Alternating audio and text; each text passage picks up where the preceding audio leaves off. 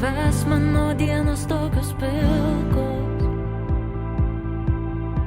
vienos, be tavęs mano dainos liko. Tai čia yra mano šeima. Ji buvo didelė, bet dabar dar padidėjo. Štai čia sėdi tėtis vardu Antonis, Emetas, mūsų naujasis šeimos narys Maksas, mama Sandra ir aš Amelija.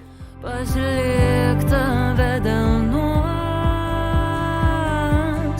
savo dienos, aš tavo veidą įrašysiu. Taip, tai mūsų Emetui yra nustatyta ta vadinama kraujo liga, leukemija. Ir radome ją visai atsitiktinai kažkaip tai.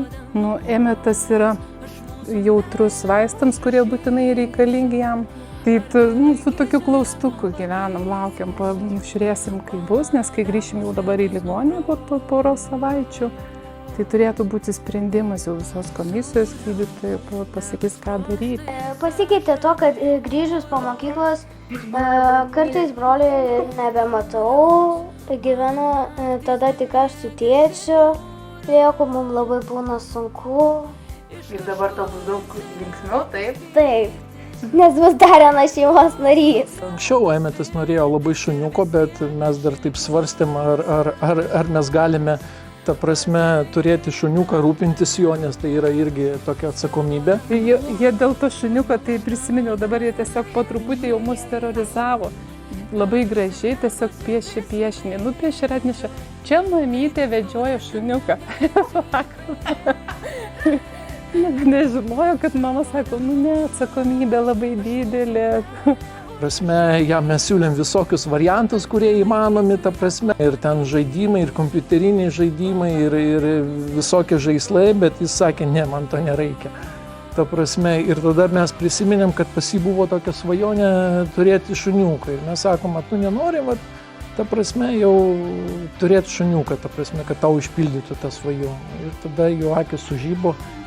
Ir sako, tada nori. Ir tada mes taip ir užrašėme. Iš principo mes norėjom tokio nedidelio, bet stipraus šuniuko su trumpu kailiu, kad būtų, ir rinkomės tarp dviejų veislių. Buvom kaip ir apsižiūrėję biglį, bet pakalbėję su jumis pasidarėm kitas išvadas, kad galbūt per stiprus ir per didelis tas šuo vis tik tai bus mums. Aš norėjau šuniuko, veisiu, bėgiosiu, maitins.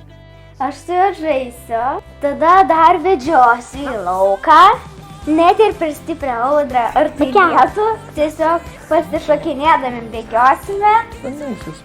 Išmokysiu jo daug komandų, taip, duosiu valgyti, gerti. Tiesiog gal aš noriu pasakyti, noriu tiesiog padėkoti, kad yra pasaulyje žmonės, kurie negaili savo laiko, kas gydo žmonės, kas kūrė naujus vaistus, kas įgyvendina svajonės.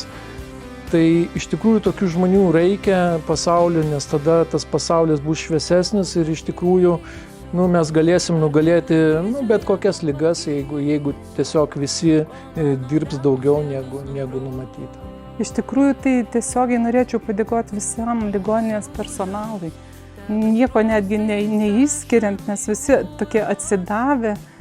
Tai viską gaunam, ko reikia, tiesiog reikia tik vaikui stiprybės daugiau. Aišku, dar noriu padėkoti ir vyrui už palaikymą, tą nuolatinį. Ir sesiai, kad jinai tokia atsakinga ir tiesiog jau nekelia jokių rūpesčių, pati savarankiškai viską daro, rūpinasi ir savim, ir tėčiu, ir namais. Dėkoju visiems žmonėms, kurie buvo Labdaros vakare ir išpildė mūsų svajonę.